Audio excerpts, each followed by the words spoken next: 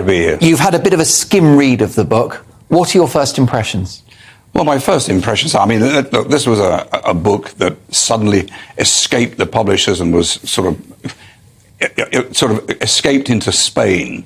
And that leakier than a church roof, this book, isn't it? It was. But what's interesting, here is a book that, 1.5 million copies sold, and the interview and all of it's now gone throughout 77 territories throughout the world. I mean, I don't think there's ever been a biography like it. Yeah. And so, and I've read it, as you said, as best I can. And there's a lot of history there about his military career, a lot about his mother, and a lot about his early life, etc., which is, readable. But of course, what everyone's picked up are the information about his time in Afghanistan. Yeah. The sort of salacious stories about him losing his virginity in a sort of pub car park near his father's house in Gloucestershire and so forth, which, really I think it sort of doesn't do him any service, but I think particularly as bad was, this notching up 25 kills in Afghanistan. Now, a lot of noted, royal sort of military personnel, both serving and retired, have made, serious comments about that. And I think that was a huge... And that would be a headache for you if he was in your care now, if you were his bodyguard today. You'd have a problem with that, wouldn't you? Well, I would have a problem. And the fact that he's made that statement, and in today's climate, we have people from the Taliban, making that. I mean, social media today is so worldwide, it's so instant, that does pose a threat, in my view. And, other security advisors have said exactly the same this week.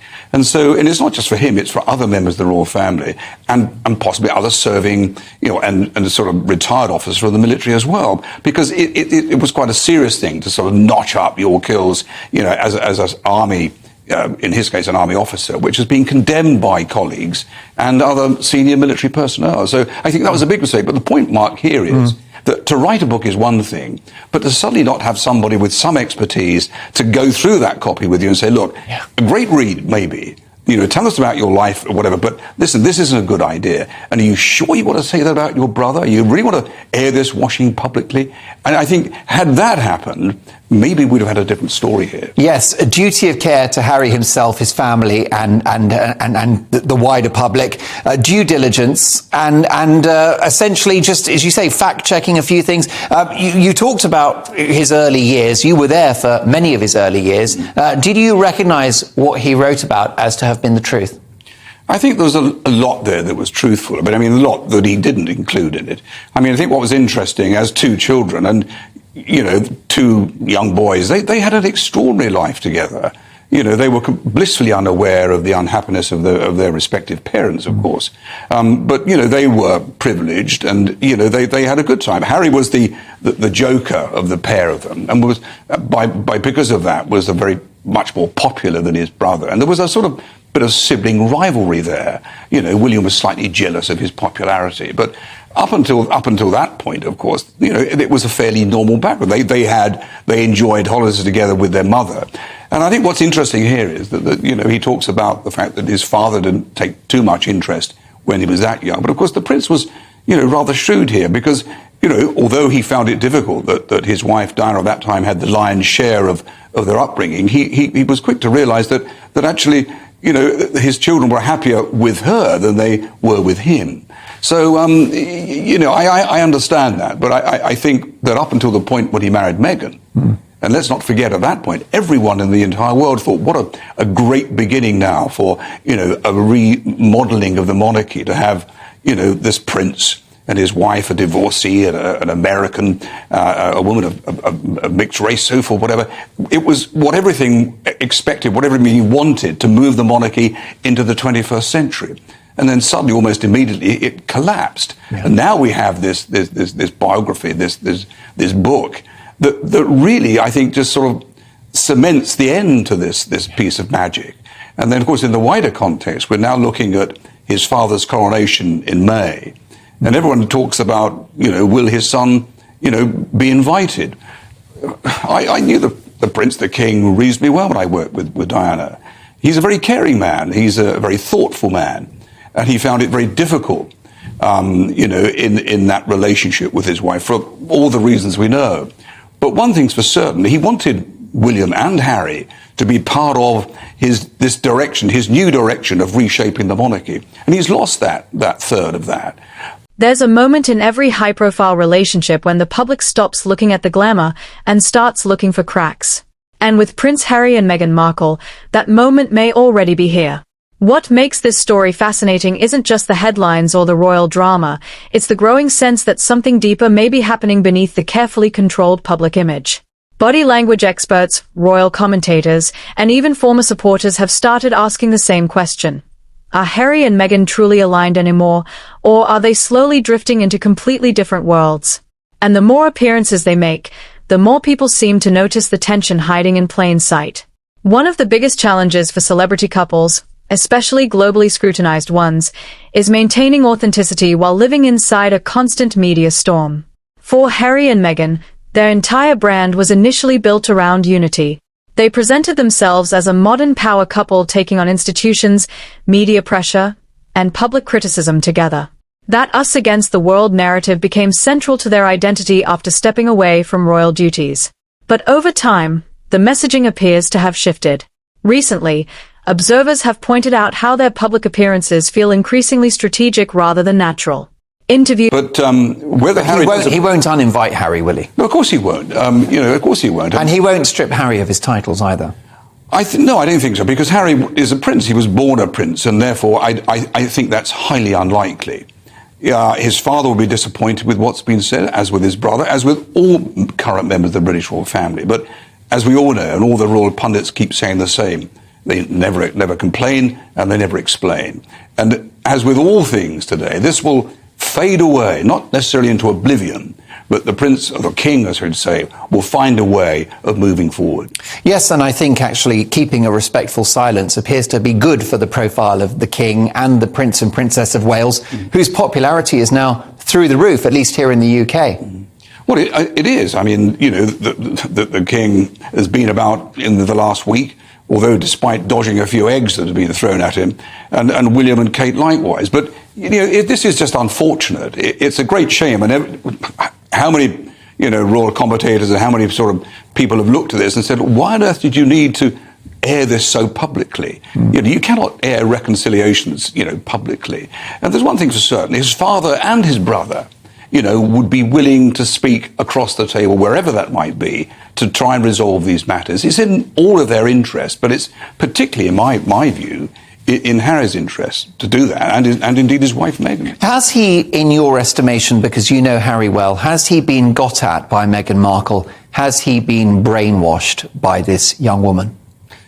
That's an interesting question, Mark. I'm not so certain I can give you... Is he under her spell? She's a very beautiful and intelligent young woman. Is he enthralled to her? Well, I think that, when you look at the wedding there, and the public events that followed, that event in Nottingham, the event in London, where, she, the consummate actress, the consummate performer publicly, you could see the look in Harry's eyes saying, hey, this is, look what I've got, it's amazing. But, where did it all fall apart? And the point is that that was a complete, that he didn't really appreciate and never really expected. Whether he's completely under her control, I mean, so many people say that she is. I can't say that in all honesty. It seems to me that something is not quite right with that relationship. Does he look himself to you, though, when you watch those interviews? Is that the Harry you knew? When I see the interviews, I mean, I look at the interviews that I've had on this week, he's quite confident, but then he's had quite a good teacher over the last 3 or 4 years. But, he's here now to tell his story, and there seems to be no deviation from that. He doesn't strike me as happy, though. I don't think he is. I mean, Harry, when you look at him up until the point of his marriage, was the Joker, the most popular member of the royal family, even more popular at that time than the late Her Majesty the Queen. Absolutely. And then suddenly his popularity and her popularity is plummeted to levels that I don't think anybody imagined would happen. Do you buy this idea that he was uncomfortable in the role of spare, hence the name of his book, being the spare royal, that he would never become king? Did you have a sense, knowing him, that this was an awkward position to be put into, or do you think he enjoyed the role? I don't think that he had a problem with that. Why would he have a problem with that? You know, it's a good gig, isn't it? Well, it's a great gig. But look, everyone said, well, they knew nothing about it. They knew exactly who they were. From day one. When I went there, you know, Harry was 3, William was 5. They knew exactly who they were. Who wouldn't, you know, travelling from one palace to another? Didn't William used to say, "You wait till I'm king" to certain people when he was a very small child? Well, he may well have done, but of course the classic phrase was, and I remember travelling with both of them, you know, down to Highgrove, their father's house in Gloucestershire one day. They'd already had a big spat before getting into the car. Diana was driving, and the late Olga Powell, the nanny, was refereeing this Barney that still continued in the car all the way down. I think halfway down the M4, Diana said, "Look, if you carry on, I'm going back." In a sort of parental, you know, stop it. They did stop. Then suddenly, Harry leant across Olga and said to William, "It's all right for you," he said. "You'll be king one day and I won't, therefore I can do what I want." I remember, you know, Diana saying, where the hell did he get that from? Yeah. But the point is, that's exactly now what he's done. But I don't think being the spare was an issue for him. None. News, documentaries, speeches, and appearances often seem heavily managed, almost as if every interaction is part of a larger reputation campaign. And that's where public skepticism begins. Because when audiences start sensing performance instead of connection, they begin looking for inconsistencies. And once that happens, every glance, pause, or awkward interaction becomes magnified. What makes this story so compelling is that nobody outside the relationship truly knows what's happening behind closed doors. But one thing is undeniable. Public perception around Harry and Meghan has shifted dramatically over the past few years, and once that shift begins, it becomes incredibly difficult to reverse. The biggest question now isn't whether people are talking about the relationship.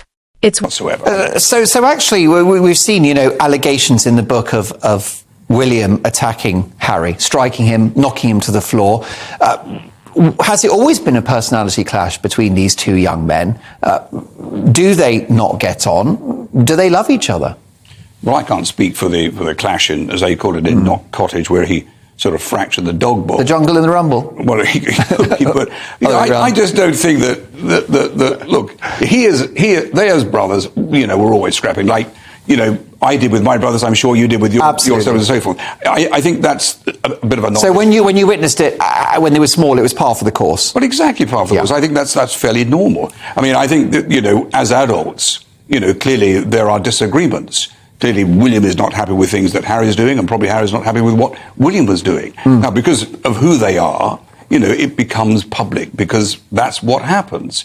And, you know, I can't tell you exactly the reason for that argument, no more than I can actually tell you or discuss with you, you know, the allegations of racism within the royal family. I don't know that. This is a very personal and emotive question, but do you think that there is love there, though, between the brothers, notwithstanding current frictions?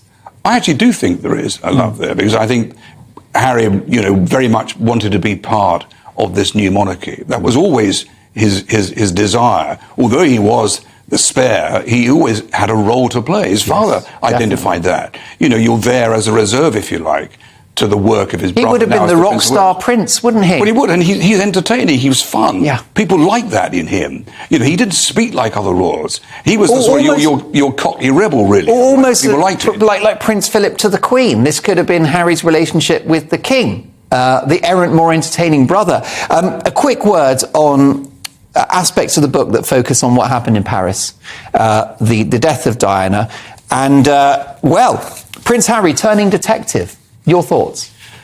Well, in his book, he says that he was concerned about, you know, the death of his mother. That was a huge shock to him, for all reasons that we can all understand that. You know, he loved his mother.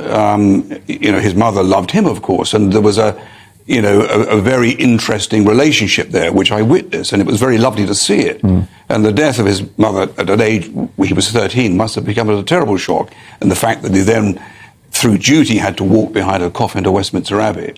And so, you know, it crops up a lot in this book, and notably the death in Paris. And he wanted to rerun effectively what really did happen in that Alma tunnel, which is understandable but quite bizarre in some sense.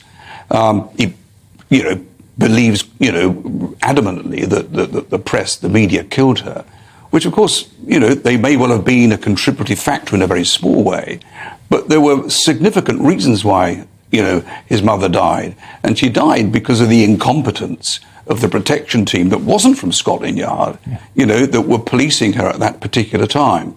But for him to experience that journey in the Elmer Tunnel at speeds that he said was the same as when his mother was driving, he could find no real reason why that car should have collided with the 13th pillar. What he doesn't mention, of course, the actual driver of that car was nearly 3.5 times over the drink drive limit. Yeah. And that's all I can say, Mark. On your watch, Ken, Diana would be with us today. A privilege to have you in the studio. We know you've got lots of opinions on politics, on culture, and the economy, lots of other issues. So I believe you're going to accept an invitation to join us on the panel soon. That'll be great, Mark. All the other things that Ken Wharf thinks. Ken, thank you so much for helping us put a full stop on that sorry royal saga. Whether Harry and Meghan themselves still see the future the same way. And if the cracks people think they are seeing are real, then the next chapter of this royal saga could become far more dramatic than anything we've witnessed so far. So what do you think? Is the public reading too much into their appearances, or is there genuinely something deeper happening beneath the surface? Leave your thoughts in the comments below, and don't forget to subscribe for more deep dives into the stories everyone is talking about.